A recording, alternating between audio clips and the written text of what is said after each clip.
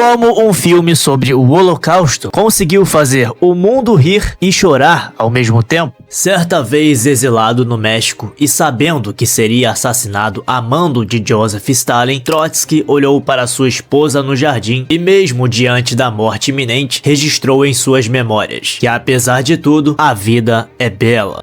E assim surgiu a inspiração para o título de um dos filmes mais marcantes da história. O filme foi dirigido, coescrito e estrelado por Roberto Benigni, que levou quase 10 anos tentando tirar o projeto do papel. Roberto Benigni interpreta Guido, um livreiro judeu italiano que usa a própria imaginação para proteger seu filho dos horrores de um campo de concentração nazista. E o personagem dele, sempre otimista, foi inspirado nas obras mais otimistas de Charlie Chaplin, até mesmo no estilo, que mistura comédia física com emoção. O filme foi inspirado no livro No Fim Eu Derrotei Hitler, de Rubino Romeu Salmone, um judeu italiano deportado para Auschwitz que sobreviveu, reencontrou os pais, mas perdeu os irmãos, e ainda assim escreveu sobre a sua experiência com ironia e humor negro. A segunda inspiração veio de dentro de casa, o pai de Benigni, Luigi Benigni, um fazendeiro da Toscana que foi convocado para a Segunda Guerra Mundial para fazer parte do exército do líder fascista Benito Mussolini em tropas na Albânia. Quando a Itália deixou o eixo em 13 de outubro de 1943, o pai de Benigni foi feito prisioneiro e enviado para o campo de Bergen-Belsen por 2 anos, onde quase morreu de fome. Quando o campo foi liberto em 15 de abril de 1945, Luigi pesava apenas 40 quilos. Ele sobreviveu e voltou para casa para contar suas experiências aos seus filhos. E para não assustá-los, contava tudo com leveza e humor. E descobriu que isso também o ajudava a sobreviver emocionalmente. Benigni já resumiu bem a sua filosofia. Rir e chorar vêm do mesmo local da alma. E o essencial é alcançar a beleza, seja pela comédia ou pela tragédia. Roberto Benigni disse que não queria fazer um filme sobre guerra, mas sobre o poder da imaginação e do amor paterno. Benigni é um comediante não judeu, mas mesmo assim ele foi em frente consultando especialistas em judaísmo durante toda a produção e incorporou propositalmente algumas imprecisões históricas para deixar claro que aquilo ali é uma fábula, não um documentário. O filme foi rodado no centro histórico de Arezzo, na Toscana, uma cidade que empresta todo o seu charme medieval à primeira parte da história. Aquela cena icônica em que Benigni cai da bicicleta e pousa em cima de Nicoletta Brasi foi filmada em frente à Abadia delle Sante Flora e Lucilla, uma das igrejas mais antigas da cidade.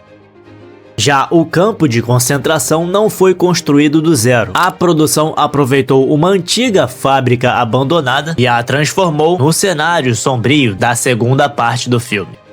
E o tanque final, o prêmio prometido por Guido ao filho, um M4 Sherman de verdade, o mesmo modelo usado pelos americanos na libertação da Europa.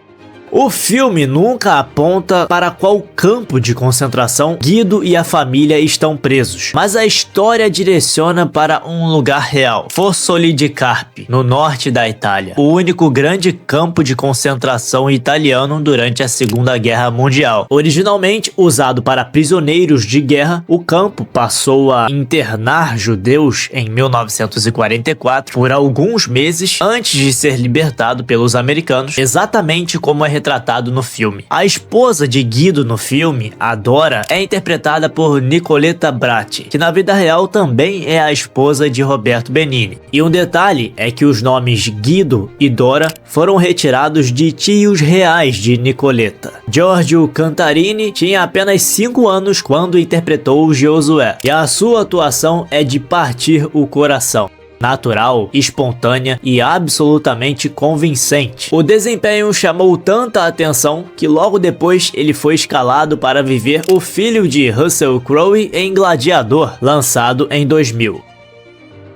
O roteiro é dividido em duas partes distintas. A primeira ambientada em 1939, onde acompanhamos Guido, um judeu cheio de humor que se apaixona por Dora, a conquista de uma forma bem inusitada, forma uma família e constrói uma livraria na Toscana. A primeira metade do filme foi pensada para parecer quase como um conto de fadas romântico, justamente para tornar a segunda parte ainda mais impactante. E na segunda parte, em 1944, a guerra bate à porta. São levados a um campo de concentração e a Dora, que poderia ficar para trás, escolhe embarcar no mesmo trem para não se separar da família.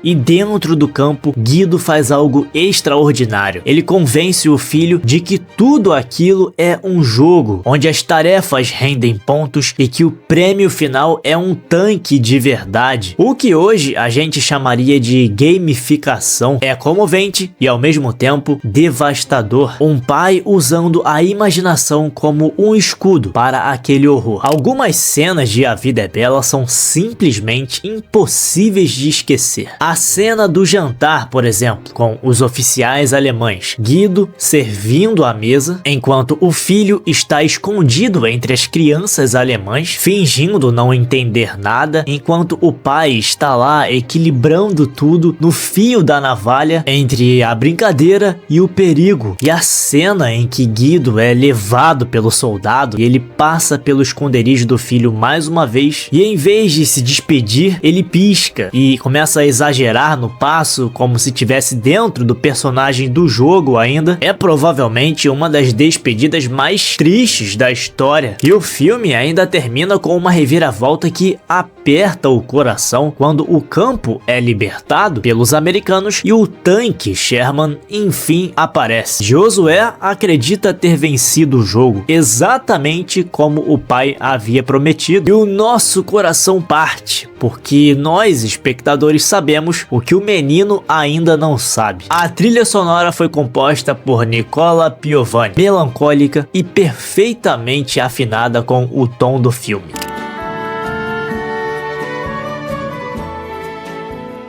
Com ela, Piovani ganhou o Oscar de melhor trilha sonora original e ainda recebeu uma indicação ao Grammy de melhor composição. Mas há um momento musical à parte no filme, quando Guido sequestra o microfone do campo e toca a Barcarolle de Offenbach para Dora, só para que ela saiba que ele e o filho ainda estão vivos.